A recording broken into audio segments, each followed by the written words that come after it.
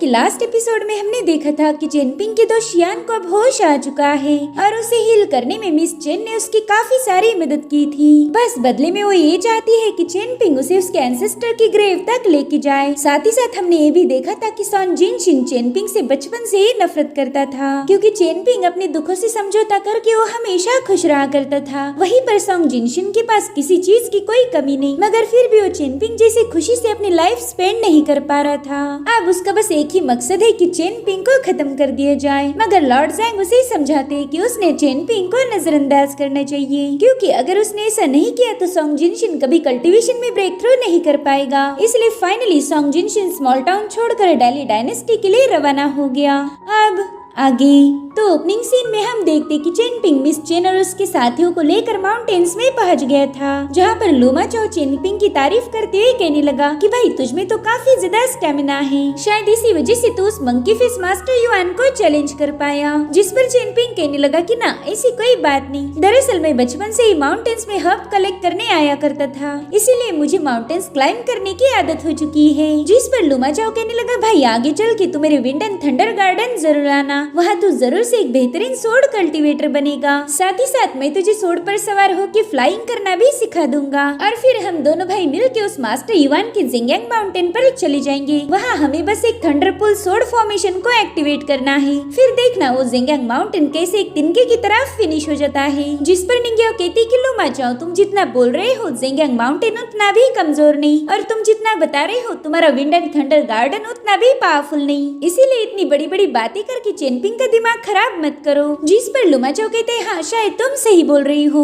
लेकिन मैं ये बात दावे से कह सकता हूँ कि मेरा wind and thunder garden Jingyang mountain से काफी ज्यादा पावरफुल है। मैं चेनपिंग को मेरे सिख में आने के लिए इसलिए बोल रहा था ताकि आगे चल के तुम लोग किसी गलत सिख को ज्वाइन ना करो, और भाई अगर ऐसा हुआ ना तो फिर तुम दोनों जिंदगी भर रोते रहोगे। जिस पर निंग्याओ कहने लगी कि तुम अभी भी चेनपिंग से मिले हो, तुम तो उसे ठीक से जानते भी नहीं, मगर फिर भी तुमने उसे अपना भाई बना लिया, पता नहीं तुम्हारे ऐसे कितने सारे भाई होंगे। लूमा चाओ तो निंग्याओ की बातें सुनकर ही हैरान हो गया। वो कहते लड़की तुम्हारी जबान तो बिल्कुल कैंची जैसी चलती है, समय रहते अपने मुंह को काबू में रखो वरना आगे चल के तुमसे कोई शादी नहीं करने वाला। सच बताओ तो जबान लड़ाने वाली लड़कियां किसी बंदे को पसंद नहीं आती। जो सुनकर निंग्याओ की सोड तुरंत ही लूमा चाओ पर अटैक करने के लिए रेडी हो गई। तो कहते अरे यार मैं तो बस मजाक कर रहा था। वहीं पर सॉन्गफिंग मिस चेन को बताने लगा कि इमॉर्टल जू ने जबरदस्ती लियू शियान से वो ट्रेजर आर्मर हासिल किया था, मगर जैसे उन्हें पता लगा कि उनसे गलती हो गई तो वो चेनपिंग की दोस्त का आर्मर वापस देने के लिए तैयार हो गए थे। फिर आपने वो आर्मर एक्सेप्ट करने से मना क्यों किया? जिस पर मिस चेन कहने लगी कि पहले उस इमॉर्टल जू को ये बात पता ही नहीं थी कि लियू शियान के एंसेस्टर हमारे चेन क्लैन के टूम गार्डियंस है।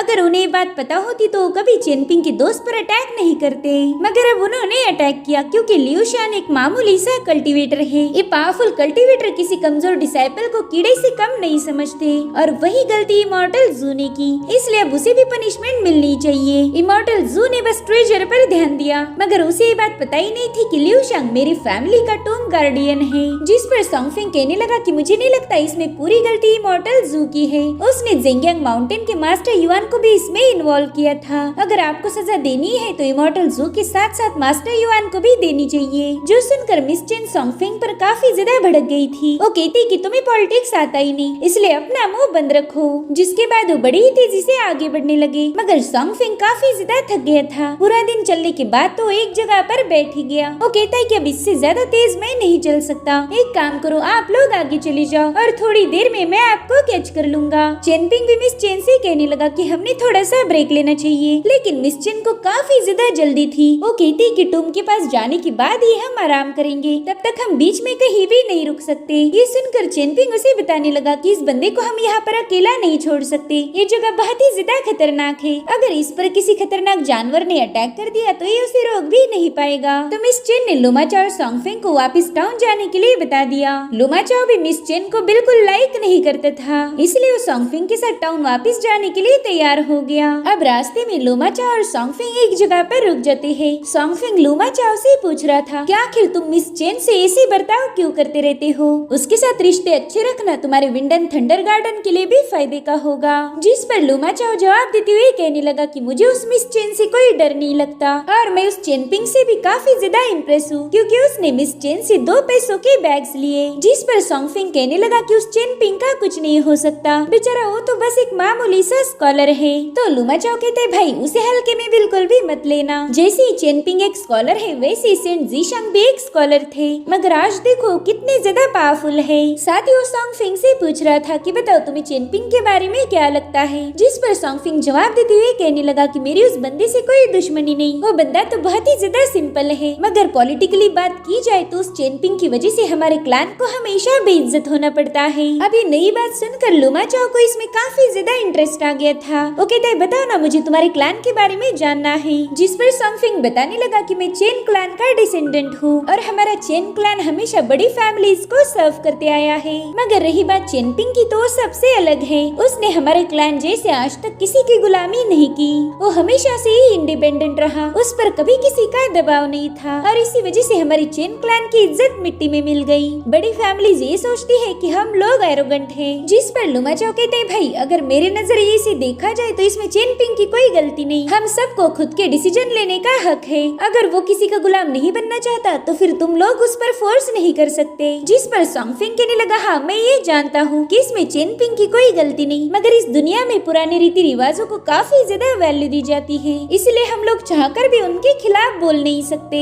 जिस पर लुमा चाओ कहता है कि भाई इस दुनिया से मुझे भी काफी ज्यादा शिकायतें हैं, अगर मैं ज्यादा स्ट्रांग होता और मेरी तलवार में ज्यादा दम होता तो मैं इस दुनिया को दिखा देता कि आखिर लुमा चाओ है कौन, मैं उनके रीति रिवाजों को तोड़ देता। तो सॉन्गफिंग उसकी सारी बातें सुनकर कहने लगा कि लुमा चाओ मेरे ख्याल से तुम चेनपिंग को काफी ज्यादा पसंद करते हो। जिस पर लुमा चाओ जवाब देते हुए बताने लगा कि हाँ भाई भले उस बंदे के पास पावर नहीं है, मगर फिर भी पता नहीं क्यों मुझे उसके सामने काफी वीक फील होता है, ऐसा लगता है कि मानो मैं उसके सामने निकम्मा हूँ। वहीं दूसरी तरफ हम लिu शियान को देखते हैं जो कि अपने माइंड स्पेस में पहुंच चुका था। उसके सामने ढेर सारे स्वॉर्ड मैनुअल्स जाने लगी। वहीं पर शू एक कंटेनर के साथ खेल रही थी, तभी वो देखती कि वो कंटेनर अचानक से ग्लो करते हुए हवा में फ्लोट करने लगा है, जो देखकर शू तो काफी ज्यादा सरप्राइज हो गई। अब वो देखती है कि रूम की कई सारी चीजें हवा में फ्लोट करने लगी है, इसलिए वो जल्दी से अपने फादर मास्टर रुआन को इस बारे में बताने चली जाती है। वहीं पर लिu शियान की बॉडी से बहुत ही स्ट्रॉन्ग ऑरा रिलीज हो रही थी। वो देखता है कि उसकी माइंड स्पेस की तलवार अब काफी ज्यादा ग्लो करने लगी है और तभी मास्टर रुआन वहाँ आकर लिu शियान की पल्स चेक करने लगे। वो कहते बच्चे तुम तो काफी ज्यादा लकी हो, तुम्हारे अंदर मौजूद स्वॉर्ड मैनुअल अब पूरी तरह से एक्टिवेट हो चुका है। मास्टर युआन की पंचेस ने तुम्हारी कल्टीवेशन कोर को पूरी तरह से डैमेज कर दिया था, लेकिन स्वॉर्ड मैनुअल की मदद से तुमने दोबारा से उसे रिबिल्ड कर लिया।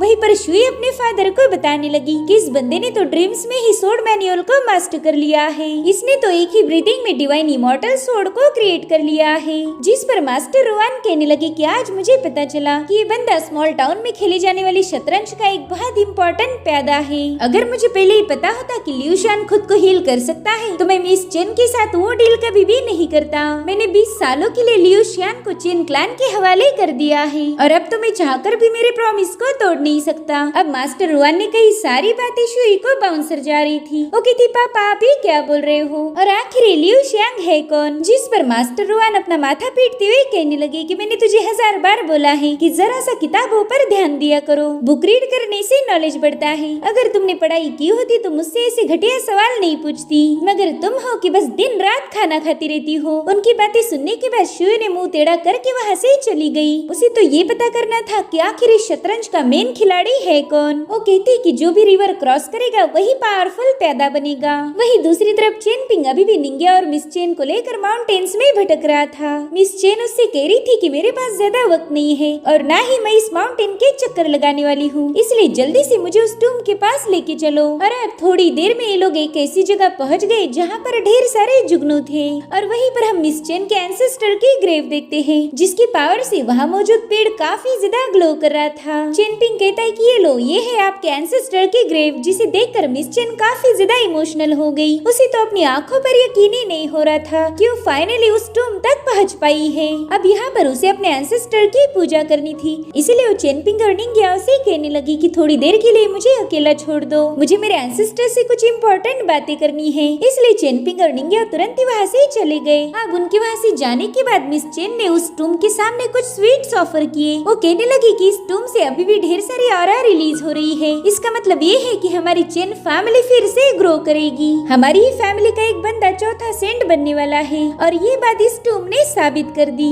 जिसके बाद वो अपने एंसेस्टर के सामने माथा टेकते हुए कहने लगी कि हमारी चेन फैमिली के साथ हमेशा बुरा बर्ताव किया गया, लेकिन अब हमारी फैमिली का एक बंदा इस दुनिया का चौथा सेंट बनेगा। प्लीज एंसेस्टर, आप उस बंदे को हमेशा प्रोटेक्ट करना। वही दूसरी तरफ निंग्याओ चेनपिंग से कह रही थी कि हमें तो यहाँ आने के लिए काफी ज्यादा देर लग गई। मैं जानती हूँ कि हम यहाँ पर काफी जल्दी आ सकते थे, लेकिन तुमने जानबूझकर एक लंबा रूट लिया, तो अब मुझे इसकी वजह बताओ। जिस पर चेनपिंग के अरे निंग्याओ, तुम तो काफी ज्यादा स्मार्ट हो, मुझे लगा ही नहीं था कि तुम ये बात समझ जाओगी। तो निंग्याओ उसे अपनी सोर्ड से हिट करते हुए कहने लगी कि क्या तुम मुझे बेवकूफ समझते हो? मैं तुमसे 1000 गुना स्मार्ट हूँ। तो अब चेनपिंग उसे बताने लगा कि उस शॉर्टकट वाले रास्ते पर ढेर सारे ब्लैक स्टोन्स है। पिछली बार तुमने मुझे बताया था कि उन स्टोन्स को ड्रैगन स्लेइंग प्लेटफॉर्म कहा जाता है और वो काफी ज्यादा इम्पोर्टेंट है। तो मैं नहीं चाहता था कि मिस चेन की उन स्टोन्स पर नजर पड़े। अगर उन स्टोन्स को देखकर उसके दिल में लालच आ जाता तो। चेनपिंग की सारी बातें सुनकर निंग्याओ हंसने लगी। वो कहती कि तुम सिर्फ दिखते भोले हो, लेकिन हो काफी ज्यादा स्मार्ट और साथ ही साथ तुम एक नंबर के कमीने भी हो। जिस पर चेनपिंग कहते निंग्याओ, तुम तो बहुत ही ज्यादा मुंहफट हो, शायद इसी वजह से तुम्हारे ज्यादा दोस्त नहीं। जो सुनते ही निंग्याओ उसे मारने चली जाती है, मगर तभी उसका पाँव फिसल कर वो नीचे गिर गई। वहीं पर चेनपिंग उसे संभालने की कोशिश ही कर रहा था तो निंग्याओ तुरंत ही उससे दूर हट जाती है। वो तो अब सीधा चेनपिंग के साथ फाइट करने के लिए तैयार हो गई थी। तो उसका गुस्सा कम करने के लिए चेनपिंग उसे एक फ्रूट खाने के लिए देता है, जो देखकर निंग्याओ कहने लगी कि तुम ये फालतू फ्रूट देखकर मेरा गुस्सा कम नहीं कर सकते। तो चेनपिंग उसे बताने लगा कि ये फ्रूट काफी ज्यादा स्पेशल है, इन्हें खाकर ही मैं माउंटेन में सरवाइव कर पाता था। तो निंग्याओ उसकी बात मानते हुए तुरंत ही उस फ्रूट का एक बाइट खा लेती है और उस फ्रूट के खाने से निंग्याओ की पावर एक्टिवेट हो गई। वो समझ जाती है कि ये फ्रूट कोई ऑर्डिनरी फ्रूट्स नहीं है।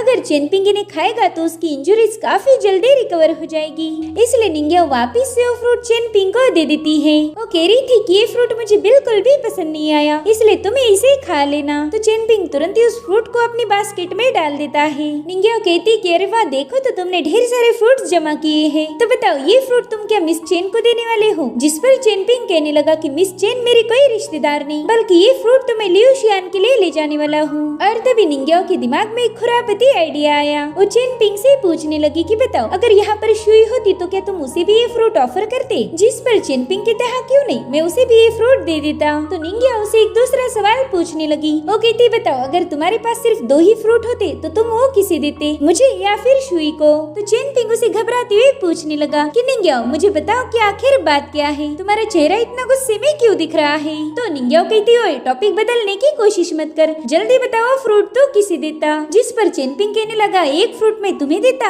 और एक देता मैं शुई को। लेकिन निंग्याओ को अभी भी वो जवाब नहीं मिला था जिसकी उसे उम्मीद थी, इसलिए उसने एक बार फिर से अपना सवाल बदल दिया। इस बार वो एकदम गुस्से में चेनपिंग के पास जाकर कहने लगी कि ऐसा समझो तुम्हारे पास बस एक ही फ्रूट है, तो फिर वो फ्रूट तुम किसे देते, मुझे या फिर उस शुई को? तो चेनपिंग घबराते हुए कहने लगा कि वो फ्रूट तो मैं तुम्हें दे देता। निंग्याओ पूछती है ऐसा क्यों, वो फ्रूट आखिर तुम मुझे ही क्यों देते और शुई को क्यों नहीं? तो चेनपिंग कहता है वो इसलिए क्योंकि शुई यहाँ पर है ही नहीं, अगर वो यहाँ होती तो वो फ्रूट मैं उसे दे देता। जो सुनकर तो निंग्याओ काफी ज्यादा गुस्सा हो गई थी। दरअसल निंग्याओ को इनसिक्योरिटीज फील हो रही थी कि कहीं मास्टर रुआन की बेटी शुई चेनपिंग को पटाना ले। वहीं दूसरी तरफ हम मास्टर वांग को देखते हैं जिन्होंने अपने दोनों डिसाइपल्स को मिलने बुला लिया था। वो कहते हैं कि तुम लोग अच्छे से जानते हो कि मैंने यहाँ पर तुम्हें क्यों बुलाया है, मैं चाहता हूँ कि तुम लोग ब्रेक थ्रू करो। ये सुनकर तो गेट कीपर यांग काफी ज्यादा खुश हो गया। इधर मास्टर वांग लियार से कहने लगे कि तुम काफी ज्यादा समझदार हो, तुम जानते हो कि 7वीं लेवल के बाद ब्रेक थ्रू करना सबसे ज्यादा मुश्किल काम है। 7वीं लेवल के बाद कल्टीवेशन काफी ज्यादा मुश्किल हो जाता है। अगर उससे आगे ब्रेक थ्रू करना है तो तुम्हें लाइफ एंड डेथ सिनेरियो से गुजरना होगा।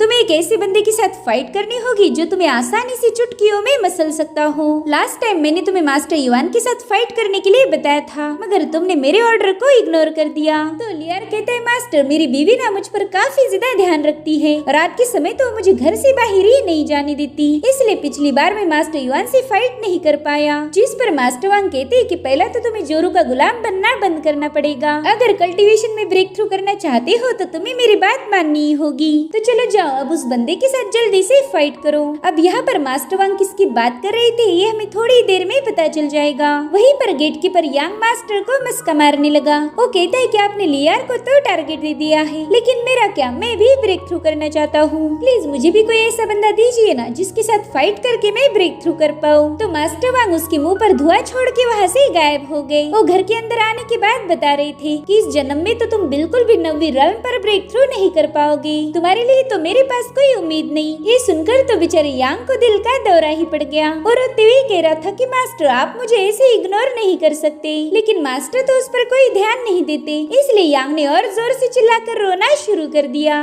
वहीं पर सॉन्ग जिनशिन देखता है कि स्मॉल टाउन से थोड़ी बाहर आने के बाद उनकी कैरेज अचानक से रुक गई। वो देखते ही कि लॉर्ड जैंग कैरेज से ऑलरेडी उतर चुके हैं। तो लॉर्ड जैंग कैरेज वाले को हुक्म देता है कि तुम इस एरिया से आगे चले जाओ, मुझे यहाँ पर एक जरूरी काम है। अब कैरेजेस के वहाँ से जाते ही लॉर्ड जैंग एक माउंटेन की तरफ देखने लगे। वेल उस माउंटेन पर एक बंदा था जिसे देखकर लॉर्ड जैंग कहने लगा कि मुझे लगा नहीं था कि स्मॉल टाउन में इतना पावरफुल बंदा भी होगा, स्मॉल टाउन में एक जीनियस होगा, इसकी मुझे बिल्कुल भी उम्मीद नहीं थी। शायद मेरी जासूस भी एक नंबर के निकम्मे हैं जो तुम्हारे जैसे बंदे का पता नहीं लगा पाए। खैर अभी तक हमने फाइट शुरू नहीं की तो क्यों ना हम थोड़ी सी बातें कर ले। तो चलो जल्दी बताओ तुम्हें मुझसे क्या चाहिए। वेल बंदा कोई और नहीं बल्कि एल्डर वांग का डिसाइपल लियार है और एल्डर वांग ने लॉर्ड जैंग के साथ फाइट करने के लिए उसे यहाँ भेजा था ताकि वो लॉर्ड जैंग जैसे पावरफुल बंदे के साथ फाइट करके कल्टीवेशन में प्रोग्रेस कर पाए। वहीं पर लियार आधी नींद में ही लॉर्ड जैंग से कहने लगा कि तुमने मुझसे अभी सवाल पूछा था कि मुझे तुमसे क्या चाहिए, तो अगर इस फाइट में तुम सरवाइव कर लो तो तुम्हें पता चल ही जाएगा कि आखिर मुझे तुमसे क्या चाहिए था।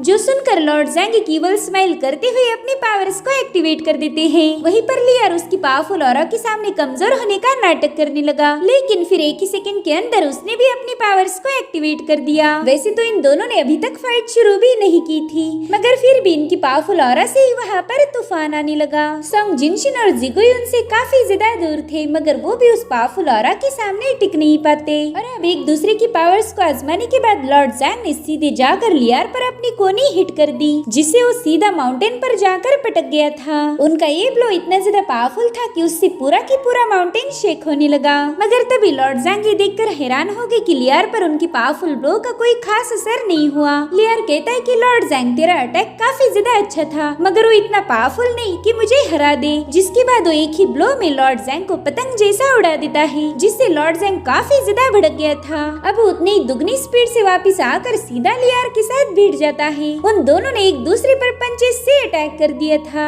अब लॉर्ड जैंग उस पर कई सारे पंचेस हिट करते हुए कहने लगा कि मैं देखना चाहता हूँ कि आखिर तुझ में कितना दम है। वहीं पर लियार उसके हर एक पंच को रोक रहा था और उतने में ही लॉर्ड जैंग ने उसे एक जोरदार पंच हिट करते हुए जमीन की तरफ फेंक दिया। मगर उसी वक्त लियार उनकी तरफ बड़े बड़े रॉक से अटैक करना शुरू कर देता है, जिसे लॉर्ड जैंग ने आसानी से ब्रेक कर दिया। और फिर वो लियान पर ढेर सारे पंचेस हिट करते हुए उसे काफी पीछे ढकेल देते हैं। वो कहते कि शायद इतनी पावर्स तेरे लिए सही रहेगी। जिसके बाद उन्होंने हवा में जंप लगाते हुए लियार पर एक तगड़ा अटैक करने की कोशिश की, मगर लियार समय रहते उससे बच गया। हालांकि लॉर्ड जैंग के सेकंड अटैक से वो बच नहीं पाता और इस बार का पंच तो इतना ज्यादा स्ट्रॉन्ग था कि वहाँ की सारी जमीन ही उखड़ गई। और अब लॉर्ड जैंग लियार को माउंटेन पर चिपकाते उस पर कई सारे पंचेस की बारिश कर रहे थे, मानो लियार को इंसान ना होकर पंचिंग बैग है। लॉर्ड जैंग कह रही थी कि बताओ अब तुम्हें इसमें मजा आ रहा है या नहीं, अगर नहीं आ रहा तो मैं अपने अटैक बढ़ा देता हूँ। और तभी अचानक से लियार ने उनका हाथ पकड़ लिया, साथ ही साथ उसने अपनी पावर्स को भी एक्टिवेट कर लिया था। और फिर वो पागलों जैसे हंसने लगा, जो देख लॉर्ड जैंग की आंखें तो फटी की फटी रह गई। उतने में ही लियार ने उसे एक जोरदार पंच हिट कर दिया, जिससे लॉर्ड जैंग पत्थरों को तोड़ते हुए पीछे ढकेले जा रहे थे।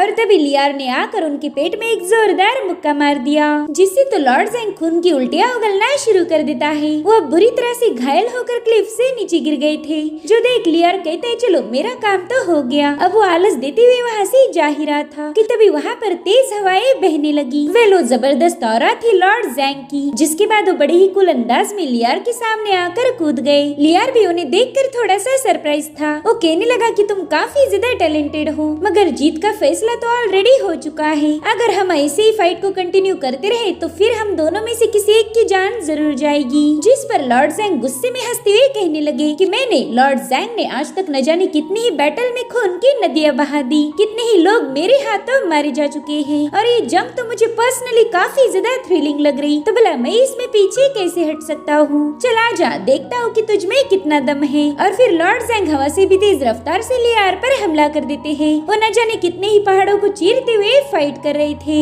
अब तो उनके बैटल ने ग्रज का एक नया फॉर्म ले लिया था। फाइट करते करते ये दोनों बादलों में पहुंच बच गए। वहाँ पर भी लियार लॉर्ड जैंग पर भारी पड़ गया। वो लॉर्ड जैंग को घुमा घुमा के इधर उधर फेंके जा रहा था, मगर लॉर्ड जैंग हार नहीं मानते और फिर उन दोनों ने एक दूसरे पर जोरदार पंच हिट कर दिया, मगर लियार बाजी मारते हुए लॉर्ड जैंग को काफी दूर ढकेल देता है, जिसके बाद लियार ने उसे एक जबरदस्त लात मार दी, जिसके चलते लॉर्ड जैंग और ऊपर उछल गए थे और फिर लियार वहाँ आकर भी उसके पेट में एक जोरदार पंच हिट कर देता है। इस एक ही पावरफुल पंच में लॉर्ड जैंग बादलों को चीरते हुए सीधा रिवर के बॉटम में जाकर पटक जाते हैं। वो बुरी तरह से घायल थे। तभी उन्हें अपनी पास में हुई बैटल के विजन्स आने लगे। वो कहने लगे कि मेरा मकसद साफ है, kill all the immortals, kill all the genius, और फिर उन्हीं की लाशों पर मैं मेरी डायनेस्टी की बुनियाद रखूंगा। और फिर लॉर्ड जैंग ने अपनी आंखें खोली। उन्होंने अभी तक हार नहीं मानी थी। साथ ही साथ उनके आंखों से एक भयानक ऑरा रिलीज होने लगी और इसी के साथ ये एपिसोड यहीं पर एंड हो जाता है। Thank you so much for watching. Bye bye, take care.